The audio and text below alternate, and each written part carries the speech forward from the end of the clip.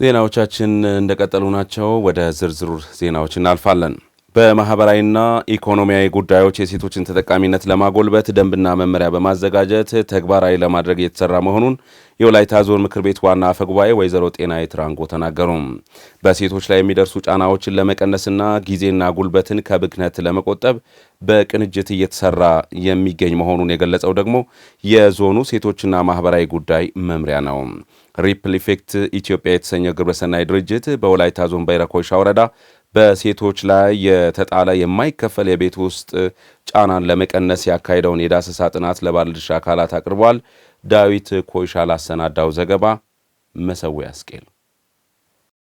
ሪፕል ኢፌክት ኢትዮጵያ የተሰኘ ግብረሰናይ ድርጅት ይህንን የሴቶች የቤት ውስጥ ጫና ለመቀነስ በሚያስችሉ ጉዳዮች ዙሪያ የተደረገ ጥናት ከባለድርሻ አካላት ጋር ውይይት አካሂዷል። በውይይቱ የተገኙት የወላይታ ዞን ምክር ቤት ዋና አፈ ጉባኤ ወይዘሮ ጤናዬ ትራንጎ የሴቶችን የማይከፈል የቤት ውስጥ የስራ ጫናን ለመቀነስ የግንዛቤ ማሳደግና አቅማቸውን ለማጎልበት ሊሰራ ይገባል ብለዋል። ህይወታቸውን ኑሯቸውን መለወጥ የሚችሉትን ስራ እንዲሰሩ ከማድረግ አንፃር ከዛ ባለፈ ቤት ውስጥ ደግሞ አጋዥ እንዲፈጠርላቸው ብቻዋን ሴቷ ከምትለፋ ወንዱም ደግሞ ማገዝ እንደሚችል ከሷ ጋር ጎን መሆን እንደሚችል የተሰራበት ሰፊ ስራ አለ።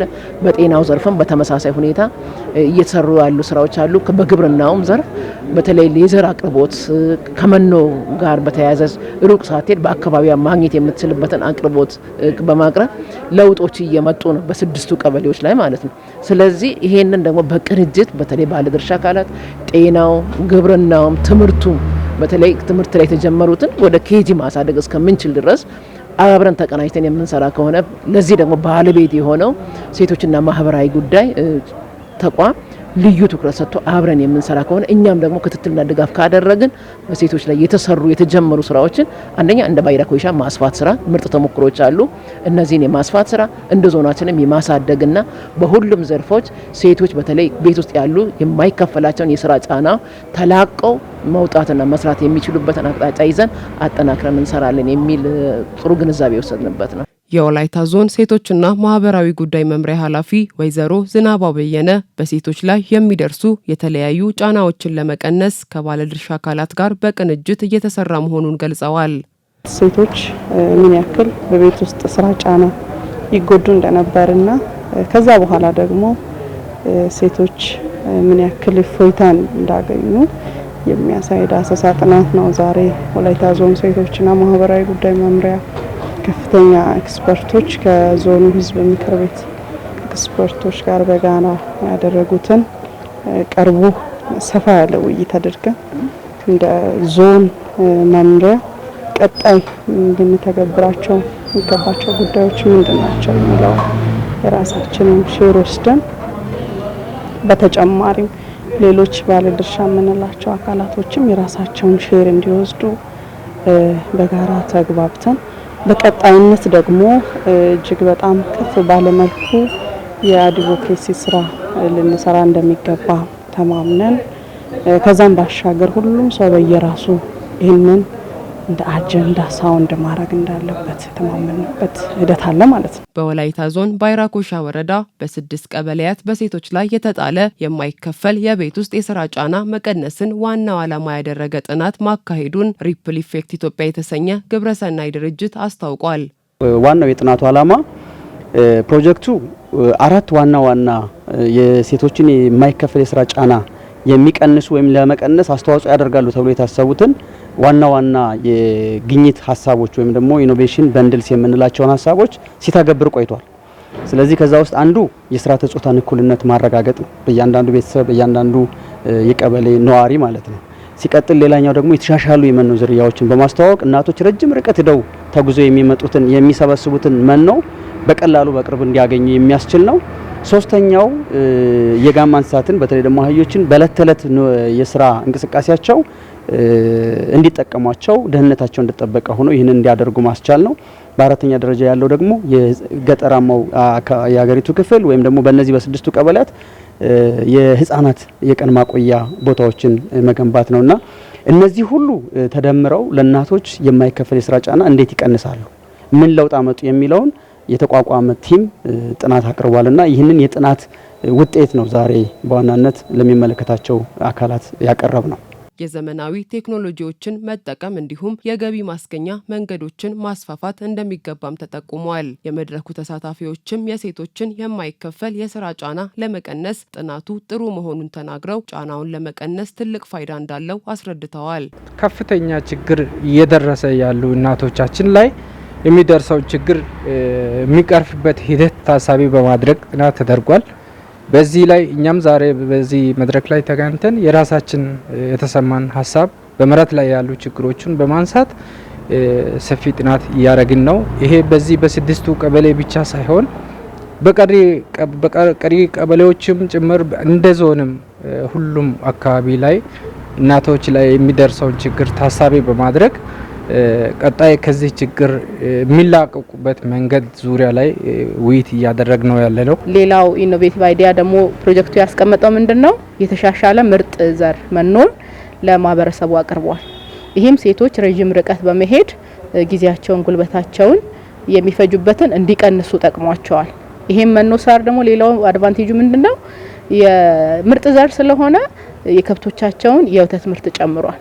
ይሄ ደግሞ ከምግብነት ባለፈ ቤት ውስጥ ከሚያደርጉት ኮንሰምፕሽን ባለፈ እሱን አውጥቶ በመሸጥ ገቢ ማስገኛ ላይ እንዲሳተፉ ሽጠው ወደ ገቢ ማስገኛ እንዲቀይሩ ይሄ የተሻሻለው ምርጥ ዘር ፕሮጀክቱ ለነሱ ያቀረበው ይሄን ጠቅሟቸዋል። ረጅም ርቀት የሚሄዱበትን ደግሞ ጊዜያቸውን ቆጥበዋል፣ ጉልበታቸውን ቆጥበዋል። ለስራ ስር ሰብሎችና ለእንሰት ተክል ትኩረት በመስጠት ከዘርፉ የሚገኘውን ምርት ወደ ውጭ ገበያ ለማቅረብ የተለያዩ ምርምር ስራዎች እየተከናወኑ መሆናቸው ተገለጸ። የአረካ ግብርና ምርምር ከወላይታ ሶዶ ዩኒቨርሲቲ ጋር በመተባበር የእንሰት በሽታን ለመከላከል በትኩረት እየሰራ መሆኑን የወላይታ ዞን ግብርና መምሪያ ኃላፊ ዶክተር አዝማች ሶርሳ ገልጸዋል። ፌለም ኢትዮጵያ ኮንሰርቲየም የተባለ ግብረሰናይ ድርጅት አምራች አርሶ አደር ምርታማነትን ለመጨመር ከተለያዩ ተቋማት ጋር የማገናኘት ስራ እየሰራ ይገኛል። ታረቀኝ ተስፋዬ ያሰናዳውን ዘገባ የሚያቀርበው መስፍን ማቴዎስ ነው። በኢትዮጵያ ከ20 ሚሊዮን በላይ ተጠቃሚ ያለውና ከፍተኛ ጠቀሜታ እንዳለው የሚታወቀው የእንሰት ምርት እምብዛም ትኩረት ያለመሰጠቱን ተከትሎም በዘርፉ ውጤት እየተመዘገበ አለመሆኑ ይታወቃል። ፌለም ኢትዮጵያ ኮንሰርተም የተባለ ግብረሰናይ ድርጅት የአምራች አርሶ አደሮችን ምርታማነት ለመጨመር ከተለያዩ ተቋማት ጋር የማገናኘት ስራ እየሰራ ይገኛል። ግብረሰናይ ድርጅቱ በኢትዮጵያ ከ19 በላይ ተቋማት ጋር እየሰራ መሆኑ የተገለጸ ሲሆን ከነዚህም ካቶሊክ ቤተክርስቲያን፣ ወላይታ ልማት ማህበር ተጠቃሾች ናቸው። መንግስት ከቅርብ ጊዜ ወዲህ ለስንዴ ምርት በሰጠው ትኩረት የተሻለ ውጤት ማስመዝገብ መቻሉ ይታወቃል። ይህንን ትኩረት ደግሞም ለስራ ስርና ለእንሰት ተክሎች በመስጠት ዘርፉን በማጠናከር የአርሶ አደሩን ምርትና ምርታማነትን ከመጨመር ባሻገር ምርቱን ለውጭ ገበያ ለማቅረብ የተለያዩ የምርምር ስራዎችን እያከናወነ መሆኑም ተጠቁሟል። ስራ ስር ሰብሎችና እንሰት ድርቅ መቋቋም የሚችሉ ለረጅም ዓመታት ለምግብነት የሚያገለግሉ የአርሶ አደሩን የምግብ ዋስትና ማረጋገጥ የሚችሉ ናቸው። ሆኖም ግን ከዚህ ዘርፍ አገሪቱ ማግኘት የሚገባትን ያህል ጥቅም እያገኘች አይደለችም። በመንግስት በኩል እንግዲህ በተለይ በእንሰት ፍላግሺፕ ፕሮጀክት ተዘጋጅቶ አገራዊ ንቅናቄ ላይ እንዳለ አውቃለሁኝ። ስለዚህ ልክ የስንዴ አብዮት እንደተካሄደ የእንሰት አብዮትም በቅርብ ጊዜ ተካሂዶ አርሶ አደሩ ከእንሰት በጣም እንደሚጠቀም እና የምግብ ዋስትናውን ለማረጋገጥ ከፍተኛ ርብርብ በመንግስት እንደሚደረግ አስባለሁ። ለሀገራችን ውጭ ምንዛሬ እያስገኘ ያለ ሰብል ነው ማለት ነው።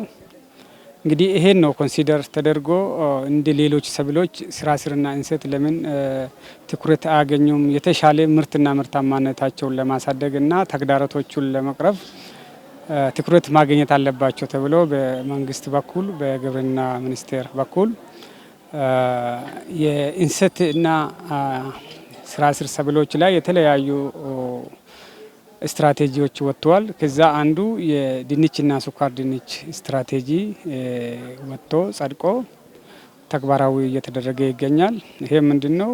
በድንችና ስኳር ድንች ዙሪያ ያሉት ተግዳሮቶች በምን አግባብ መፈታት እንዳለባቸው የሚመለከታቸው ባለድርሻ አካላት እዚህ ውስጥ ተሳትፎ ይሄን ሰብል የሚገባው ጥቅም እንዲሰጥ እና በፖቴንሻል ወይ ደግሞ በአቅሙ መሰረት ወደ ልማት እንዲገባ ስራ እየተሰራ ይገኛል ማለት ነው። የእንሰት ምርትን ለማስፋፋት ችግኝ ማፍላት ያስፈልጋል ያሉት የወላይታ ዞን ግብርና መምሪያ ኃላፊ ዶክተር አዝማች ሶርሳ በተለይም በስራ ስር ተክሎች ውጤታማ ለመሆን ከአረካ ምርምርና ከወላይታ ሶዶ ዩኒቨርሲቲ ጋር በመተባበር የእንሰት በሽታ ለመከላከል በትኩረት እየሰራ መሆኑን ተናግረዋል። ከዚህ በፊት ወላይታ ውስጥ ያለው የአረካ ግብርና ምርምር ረጅም እድሜ ያለው በእንሰት ምርምር የሚታወቅ ማዕከል ነው። ከሱ ጋር በመተባበር ወላይታ ሶዶ ዩኒቨርሲቲም የተለያዩ እንሰት ዝርያዎችን በአረካ ላይ ካለው በተጨማሪ ኮንዘርቭ ማድረግ አለብን፣ ማቆየት አለብን በሚለው ፕሮጀክት ቀርጾ የተለያዩ የእንሰት ዝርያዎችን ከወላይታና ከአካባቢው ሰብስቦ እያቆዩ ይገኛሉ።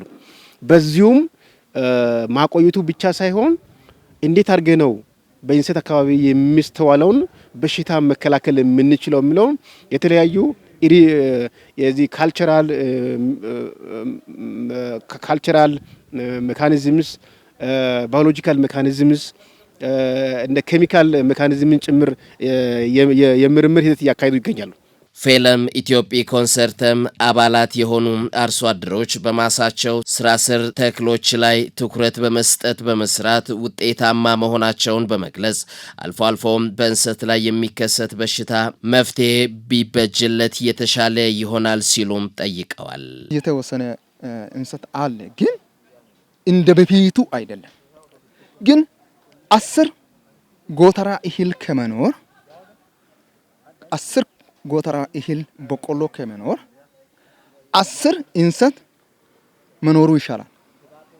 እሱ ለኔ ብቻ ሳይሆን ሌላ ተጎጂዎችም ጭምር የሚጠቅም ነው። ይህንን የሚያክል ትል አለ፣ ጅራት ያለው እንዲህ ይራመዳል። ይህንን ሁሉ ዝም ብዬ አንቀላብቼ አልተኛውም። ካንተ ጋር ጓደኞቹ የነብጤዎች ካንተ ጋር እንቀመጥ ብሎ እስኪ ሰለቹ ድረስ እሯሯጣለሁ ለማግደል። አይ እኔ ሳልሞት ጎሮዬ ባዳ እንሰት አጥቶ ባዳ የውል ከሌ ቆርቆሮ ወደሚባል ከመድረስ ብዬ በጣም እየታገልኩ ነኝ። በርካታ ሀገራት ስራ ስር ተክልን ብቻ በማምረት ውጤታማ መሆን የቻሉ ሲሆን ኢትዮጵያ ብዙ አይነት ተክሎች እያሏት ሳትጠቀም መቅረቷ የተጠቀሰ ሲሆን ለዚህም ይህ ፕሮግራም መዘጋጀቱ ፋይዳው ከፍተኛ መሆኑ የተገለጸ ሲሆን ፌለም ኢትዮጵያ ኮንሰርተም በሚሰራቸው አካባቢዎች የሚገኙ አባላት ከስራ ስር ተክሎችና ከእንሰት የሚሰሩ ባህላዊ ምግቦችን አዘጋጅተው አቅርበዋል።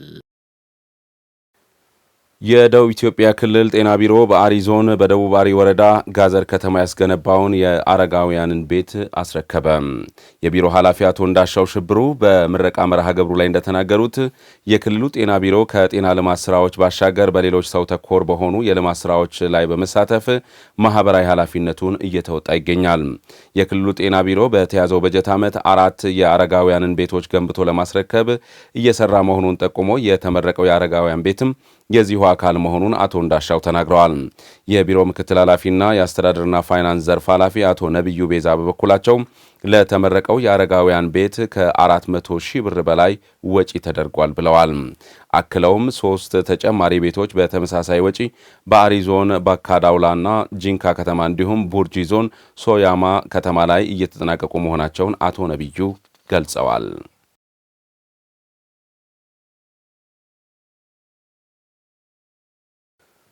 በበጋ መስኖ የተለያዩ የጓሮ አትክልቶችንና ፍራፍሬዎችን በማልማት ተጠቃሚነታቸውን እያሳደጉ መምጣታቸውን በዳውሮ ዞን ከጪ ወረዳ የከጪ ቱታ ቀበሌ አርሶ አደሮች ተናገሩ። አርሶ አደር ተስፋዬ ኃይሌ፣ ተሻለ ተስፋዬና ዱባለ ታደሰ ከከጪ ቱታ ቀበሌ ዩኒ መስኖ በባህላዊ መንገድ ውሃ በመጥለፍ የተለያዩ የጓሮ አትክልቶችንና ፍራፍሬ እያለሙ እንደሚገኙ ተናግረዋል።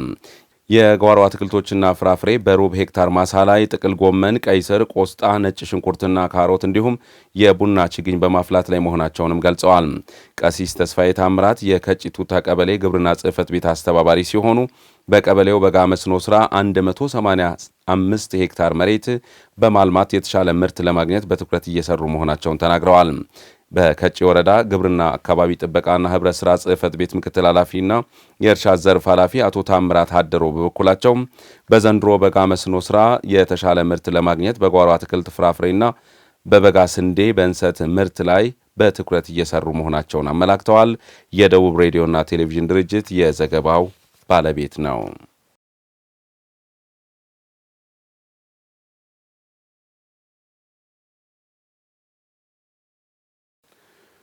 ጥራት ያለው ትምህርት ለሁሉም ዜጎች እንዲዘረጋ የትምህርት ማህበረሰቡ ድጋፍ እንዲያደርግ የደቡብ ምዕራብ ኢትዮጵያ ክልል ትምህርት ቢሮ ጥሪ ያቀረበ።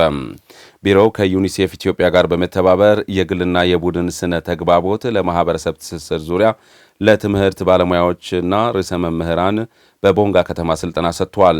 በመድረኩ ላይ የተገኙት የክልሉ ትምህርት ቢሮ ምክትልና የመማር ማስተማር ምዘና ዘርፍ ኃላፊ ዶክተር ደስታ ገነሞ ቢሮው ከዩኒሴፍ ኢትዮጵያ ጋር በመተባበር በልዩ ፍላጎት ትምህርት ተግባራዊ ማድረግ በመቻሉ የተሻለ ውጤት ተመዝግቧል። የትምህርት ስራው አካታችና ጥራቱን የጠበቀ እንዲሆንም እስካሁን የተከፈቱ 93 የልዩ ፍላጎት ትምህርት ማዕከላት በሙሉ አቅም አገልግሎት እንዲሰጡ እየተሰራ መሆኑን ጠቁመዋል። የአካቶ ማስተማር ስነ ዘዴ ተግባራዊ እንዲሆን ዩኒሴፍ ኢትዮጵያ የቁስና የስልጠና ድጋፍ ከማድረጉ ባሻገር ከትምህርት ገበታ ውጭ የሆኑ ተማሪዎች ወደ ትምህርት እንዲመጡና የተፋጠነ ትምህርት እንዲዘረጋ መደረጉን ዶክተር ደስታ አክለዋል። የስልጠናው ተሳታፊዎች ዩኒሴፍ ኢትዮጵያ ጥራት ያለው ትምህርት ለሁሉም ዜጎች እንዲዳረስ የሚያደርገውን ድጋፍ በመገንዘብ የትምህርት ማህበረሰብ ተግባራዊ እንዲያደርግ ኃላፊነቱን እንዲወጣ ጥሪ አቅርበዋል። የክልሉ የመንግስት ኮሚኒኬሽን ጉዳዮች ቢሮ እንደዘገበው